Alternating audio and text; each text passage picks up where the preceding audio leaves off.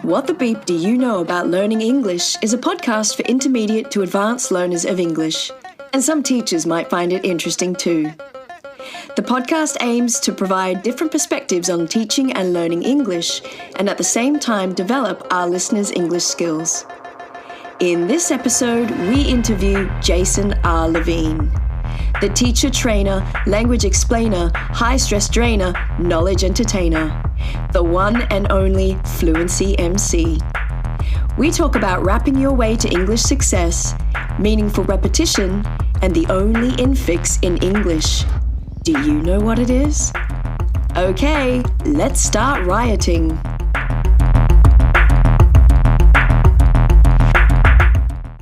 In this segment, we find out about our teacher's origin story or where they got their teaching superpowers from.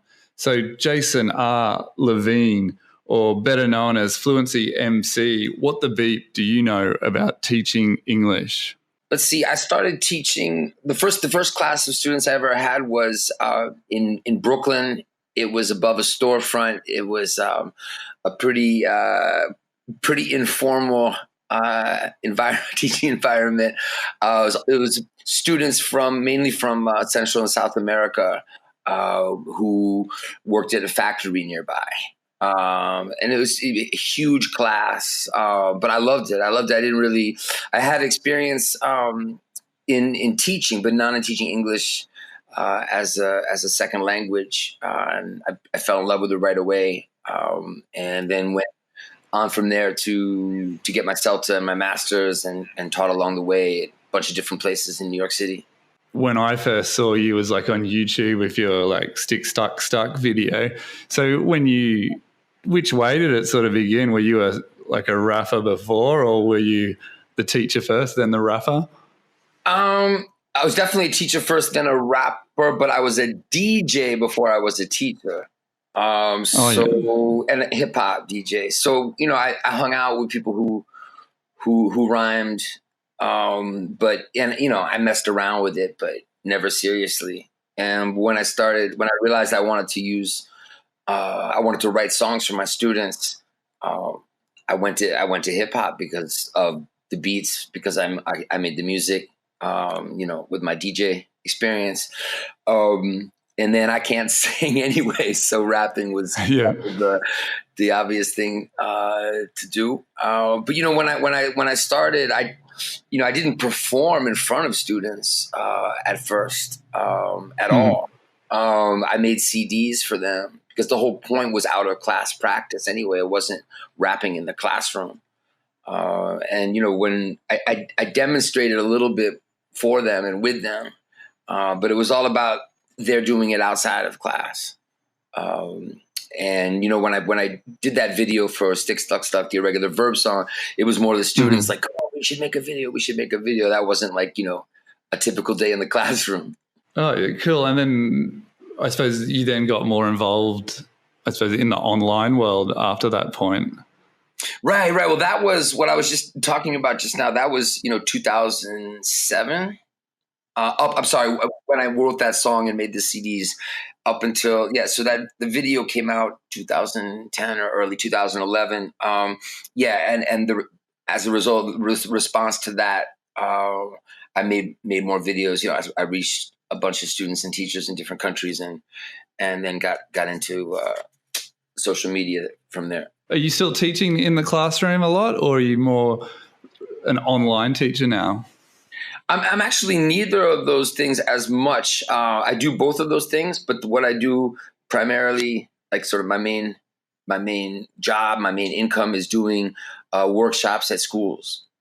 So I go around to schools, mostly now in France, middle schools and high schools, sometimes primary schools and universities, and sometimes in Spain, Italy, and other countries.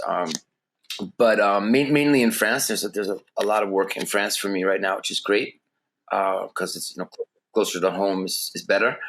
But when I'm not doing those workshops, I do a bit of teacher training, and I teach also at two universities in Paris, where I have the good fortune of being able to teach like around my workshop schedule. So most of the time I'm going into to middle schools and high schools to do workshops. They're basically shows with kids. And then, but I do teach online too. I have a few private students still. And I participate in online things once in a while with other teachers. And with the future, I suppose, the Fluency MC, do you have any sort of new projects or styles or raps coming out? Yeah, well, a bunch of things are going on. I'm working with these guys called Anzik. They're French. They make rap music to prepare for the French baccalaureate exam, like the high school exam. So cool. They make raps in English. For French history, science, and I'm doing working on English stuff with them. Let's see. I'm as far as musical styles, I'm definitely moving more into, not exclusively, but I'm going to get more into, more modern hip hop sounds, like sort of trap music style, not necessarily trap music flow in my raps, but music that, especially when I'm with kids in college, the style, their style and my style, are kind of different. I'm definitely getting old, man. And then there's a really, really big project I'm working on that I haven't talked about much. And I'll mention it here, but I don't want to jinx it. But it's basically it's a big one. I mean, I feel like if I talk too much about it, I'm a little superstitious. Then, but it's basically television show that would be, whether it's pay-per-view or like, membership or something like, internet based, but a weekly show, like international show for kids learning English. So cool. It sounds exciting. That would be a EFL, more of an EFL thing for sure. I can't wait to see that one. Don't jinx it, man. It's not. Yeah. Sorry. I don't know about it. Nobody knows. It's still a secret. It's not. No. I'm happy. I should start talking about it. Because if I don't talk about it, then I'm not also have a chance of not making it happen. But yeah, so I'm working on with some producers in LA, and yeah, man. I mean, it's like in theory, it's incredible. Whether we can make it happen is another thing. But I'll keep you posted on that. Yeah, cool. And with I suppose with our listeners, I think we've got some student and some teacher listeners. What's the best way for them to, follow you or get in touch with your sort of materials? Yeah, and the best thing is if you just remember my name, Fluency MC, everything is, just if you Google Fluency MC and then go to whatever you prefer, YouTube for videos, Instagram to follow like the shows that I do with kids. If you're a student and you want to chat in English and meet other students, definitely Instagram is the place right now, more than Facebook. If you're a teacher, I'm very active on Facebook and teacher groups. I'll do a little plug for the main group that I admin, which is the Innovative Teachers of English, which is almost to 250,000 members, and is that's a lot. Yeah, as far as I can tell, it's the biggest and most active group of English language teachers in the world. Our second segment is called Study Tip of the Iceberg, where we find out our guests' top language learning tips. So, Jason, what's the secret to English success? In the past, up until a few years ago, I didn't have a single word to answer, and I never thought you really could have a single word to answer, but I definitely do now, and that's repetition. Then quickly need to add, meaningful repetition, something that you enjoy doing in English, but that you repeat. So in this sense, it's exactly the same as any other skill, like practicing scales on the piano, practicing your backhand in tennis.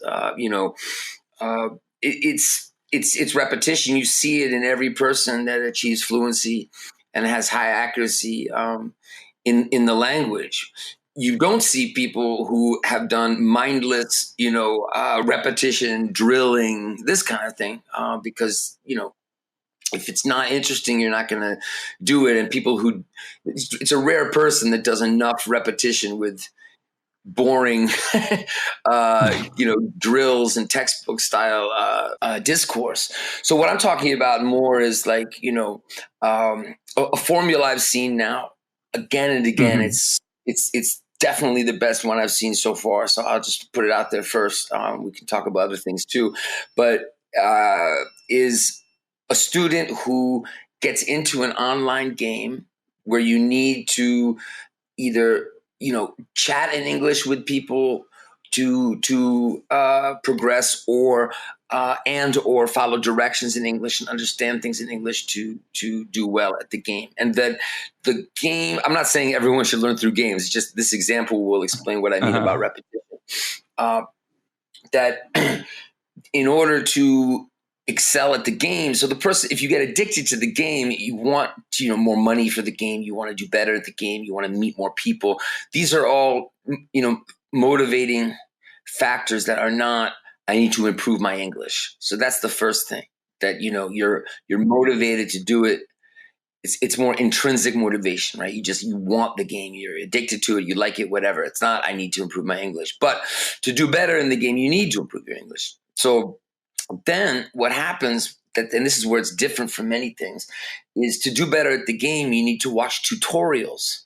So I've seen these students who, middle school, high school, even adults, but generally middle school more than anything else, who start watching these tutorials on YouTube in English to learn how to play their game, to get more points in the game, money in the game, meet more people in the game.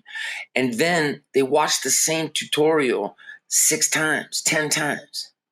Not because repetition, is how you learn a language, but because they don't understand it, or they need to get all the information from it.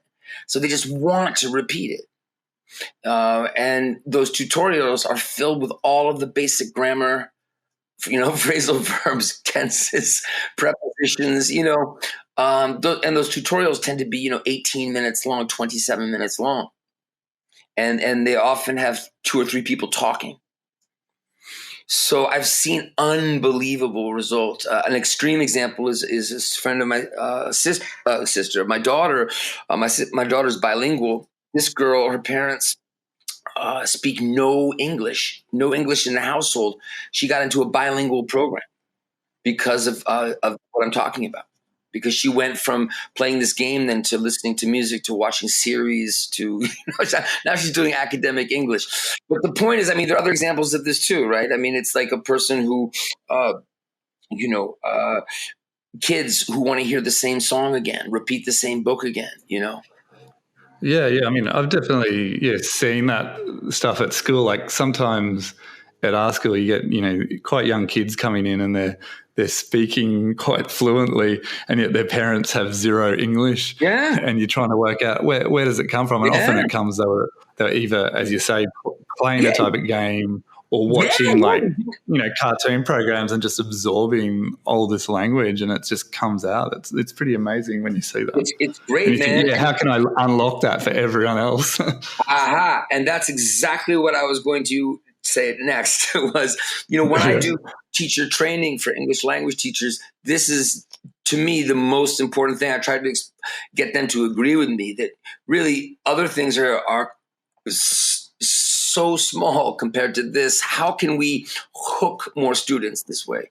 Because if we, tell them to go do it, if we just give them examples like I just gave, that's not what works. What works is, the students that I know that have done this, 9 times out of 10, it's because they fell into it. Someone showed them this game, it was very indirect. It was never, you should do this. And certainly it wasn't, you should improve your English by doing this. So I think, we need to think about ways to avoid, as teachers, pushing students to do things to improve their English, and think about ways, not that it's easy, but ways to kind of inspire them to find things, set up situations where they're more likely to get hooked by media, especially, and maybe other things too, but especially media. I mean, before new media, you'd see the person that watched cartoons, and this happened, but that was about it. And now there's so many other ways of getting exposed to, meaningful repetitive practice with English in a fun way. So yeah, and the other thing I would say is collocations, and that's the combination of, repetition and then learning vocabulary and grammar through chunks of language. And if you can do both, which is, the example I just gave you about the student watching the tutorials over and over, and it's getting those chunks of language, not analyzing the grammar, not studying the grammar. You sort of started with that. I noticed, like, you got interested in the lexical approach, was it? Way back, was that in your master's, or when you were teaching, you came across that? Oh yeah, when I was teaching, like really, really early on, luckily. So, I got into it almost as soon as I got into teaching, because I was at a school that was it was a UK school in New York, where I was doing a lot of work as a teacher. So all the books were all British, and it was very vocabulary focused and lexical approach focused. And I was teaching Cambridge exam preparation and with materials from the UK. But where the lexical approach left me hanging was with the practice. So what happened was I agreed with everything they were saying about learning through chunks. And then I was like, okay, so, and then everything they were saying about how many times we need to meet vocabulary to remember it. So like they were getting into talking about the repetition with the chunks, not just studying them, but getting exposure. I was like, okay, so then what do you have for my students to get this exposure? Oh, we have these, worksheets. It's like, wait a second, guys, So because that's back to the same problem. A student will do a make and do worksheet and love, collocations with make and do, but then are they going to remember them and be able to produce them automatically in a conversation? That comes from the repetition. So that's when I started making the songs and making games based on collocations. Yeah, all my stuff's based on collocations from then until today. And with you, how did you, when you were doing your songs, where do you usually start? You see like a problem students are having with a particular, I don't know, theme or grammar point, and then you went from there, or? Exactly. There are a few other things I do these days, but mainly it's that. And the song I just finished yesterday was a song that people have wanted for a long time, practice with ED pronunciation in regular verbs in the past simple. So the t, d, and id sound. So I actually wrote a song years ago, and the video is still very popular, but it's definitely more of a high school to university level song, not necessarily in the difficulty level, but in the theme. It's about this guy and this woman meeting, going on a date and stuff, and it's not like X-rated or something, but it's not something I would do in the collège in France, like in the middle schools. So people have been asking for a while for a song like that. French people in particular, like Brazilians, for example, is, two groups that really have a hard time with the ED pronunciation at the end. And not that those are the only two groups, but I've taught a lot of Brazilians and French. And so anyway, so I wrote the other one because of my Brazilian students. So I wrote this one more for the French students. So I just finished that one last night. And, so it's a teacher was like, can you do it? Could you have a song for that? And I didn't really have it. So I wrote it. So it's basically, it's students' requests, teachers' requests, and my own,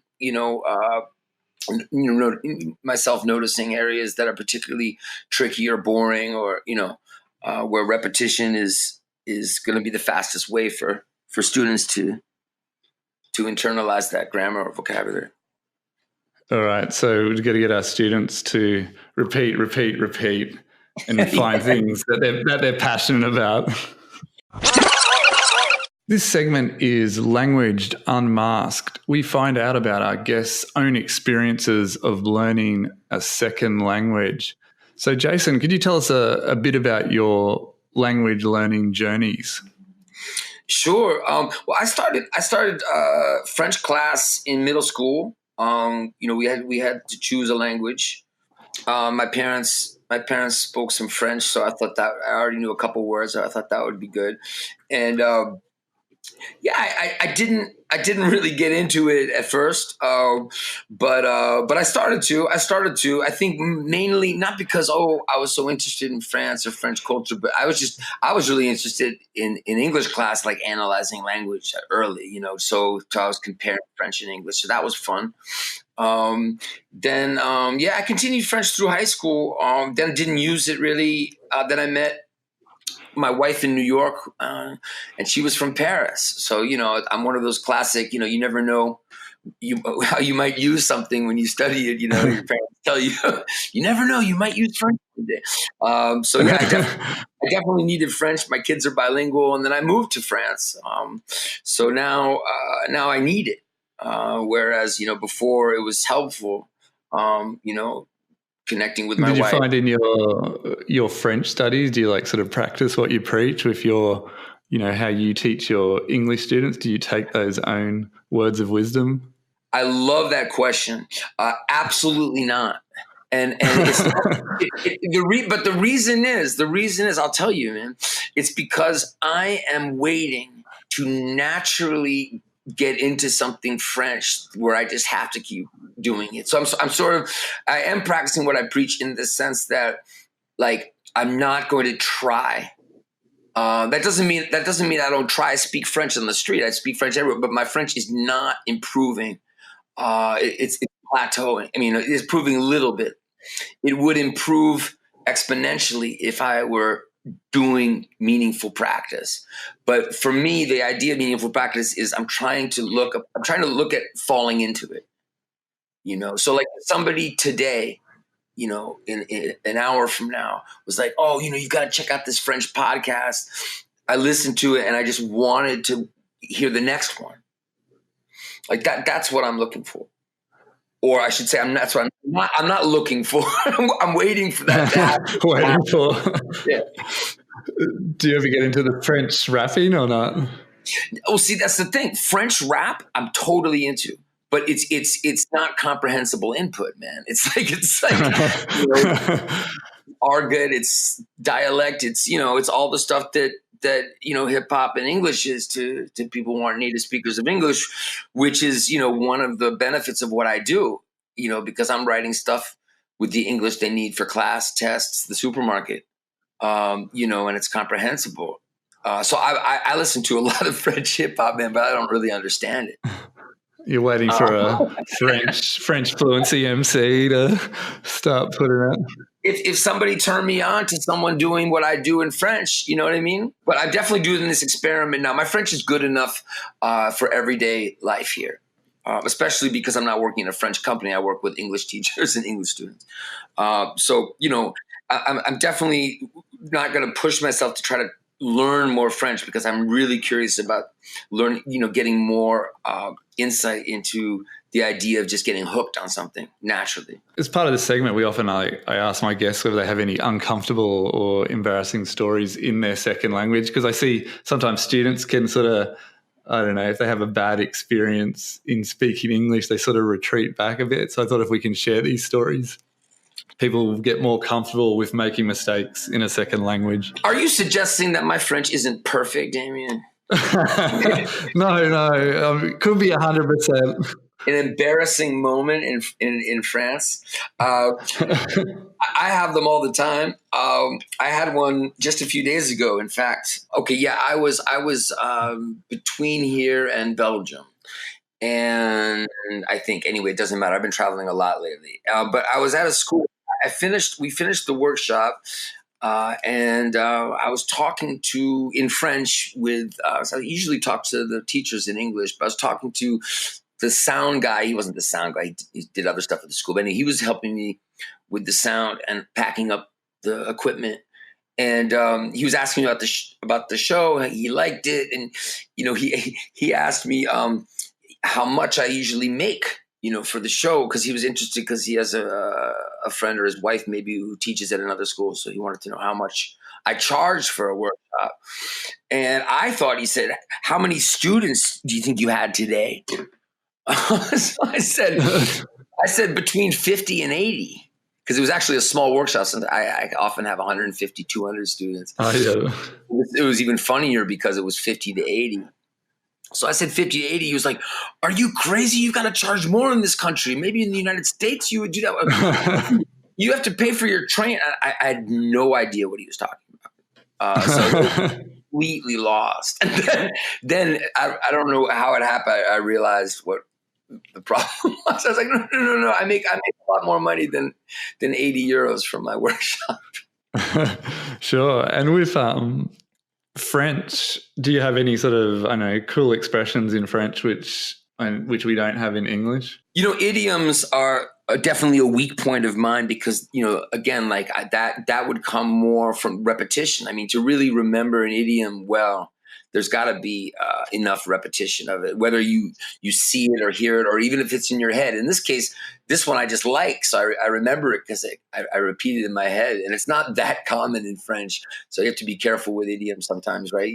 You learn something cool and colorful, but it's not like every day. But anyway, in this one, je connais la musique, which means, what translates literally as I know the music, which means my son says, "Oh, I say to my son, you need to clean your room," and he says, "Oh yeah, of course, I'll do it. I'll remember. Yeah, je connais la musique." It's like, yeah, sure, I've heard this before. Oh, that's cool. It links into your whole like Fluency MC sort of thing. Right. I mean, I remember it because it's music, right? If the word music were in every idiom, then yeah, all right. In It's Raining, swear words and idioms, we find out our guest's number one expression or swear word in English. So, Fluency MC, what are we going to focus on today? Swear word, idiomatic expression, or a bit of everything? A bit of everything. I'm going to give you two things, if that's all right, Damien. Yeah, go for it. The first one is it's pouring. It's raining hard because of how many students I've heard say in a very uncomfortably, it's raining cats and dogs, when that is actually a very low frequency idiom, and it's hard to say it right. It's not. Yeah, I remember seeing that. It's not really used at all. No, it's not. And it's also kind of like, God, it's raining cats and dogs out there. Okay, so we need to, it's not like you're stopping in front of the window and you turn to someone and say, it's raining cats, the way students would say it, or how I would say something in French, and make a fool of myself. So it's pouring is also, equally idiomatic. Yeah. But it's so high frequency, at least in American English. In Australian English, I think we say it's pissing down for... It's pissing down, right, which we do sometimes too. But we wouldn't say it. We'd say it's pissing down rain for some reason. I guess it's just not common enough to abbreviate that one. I know English would be like, it's pissing hard out there. It's pissing. There are different expressions, but yeah, we would just pissing rain down there. But we wouldn't say it's pissing out or it's pissing down hard or anything like that. I could talk about this topic forever. I got to be careful because now there's all the differences in pissings because, I'm pissed off compared to I'm drunk in British English, pissed. Which we don't say in American English. I don't know about Australia, but that's another podcast. The other thing, because you said, we could talk about a big word, a dirty word, a slang, a swear word, whatever you want to call it, is I don't know how many people, students and teachers realize this, but, not most languages, but many languages have infixes. So not just prefixes and suffixes, but infixes, where you can put something in the middle of the word. And at first glance, it looks like English doesn't have infixes. And then when you look carefully, you discover there's one infix in English. Now, if I'm wrong about this, I'd love someone to tell me. It's not like prove me wrong. This is what I've learned in linguistics, and maybe it's not true or maybe it's changed, but that the one infix in English is fucking. The word fucking. Okay. As in unfucking believable. Oh, okay. Well, that's interesting. I've learned a whole new suffix type thing. Infix. All right. Unfucking believable. I didn't realize it existed. But the craziest part, it's not just that's the only infix, but you can't substitute any other swear word in there. And if a student wanted to use that expression, what context do you think they would use it in? It's definitely surprise. Our final segment, In the Red Room, is inspired by Twin Peaks. So, Jason, can you give us a bonus expression or sentence, and we'll speed it up or slow it down, and the first listener to decode it and leave either an audio comment or a typed comment on the blog post will get a prize. Okay, Fluency MC, what is your bonus expression? Well, I'm going to use it in a short sentence. It's a phrasal verb that's really high frequency, but you don't hear it, you don't see it on lists. At least I don't see it often on lists. So I'm just going to give you a sentence with it, a short sentence. It's at the end of the sentence. Okay. So the sentence is, I didn't know anyone at the party, so I felt really left out. All right. Thanks for that. And thank you, Jason, for making the time to be interviewed today. One of the great things for me, I think I'm always, learning a lot myself, and hopefully the listeners are learning. And I know today I've learned a new expression, infix. Well, it was a pleasure. What great, original, unique questions you had for me. So I enjoyed it immensely, and I hope your listeners enjoy it. I hope you enjoyed our 6th episode with Fluency MC. Make sure you subscribe to the podcast and leave a comment through the Anchor app or at English Riot to have the chance of winning the prize. Also, head over to www.englishriot.com for bonus material, including how to use some of the English expressions from this episode. Finally, sign up for English Riot's e-newsletter, The Sledgehammer, to get access to weekly English learning tips. See you in episode 7, where we interview Vanessa from Speak English with, Vanessa, one of the #1 learning English YouTube channels on the net.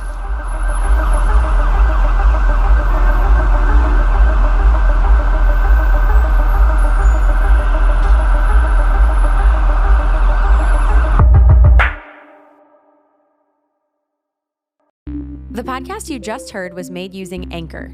Ever thought about making your own podcast? Anchor makes it really easy for anyone to get started. It's a one-stop shop for recording, hosting, and distributing podcasts. Best of all, it's 100% free. Sign up now at anchor.fm/new. That's anchor.fm/new to get started.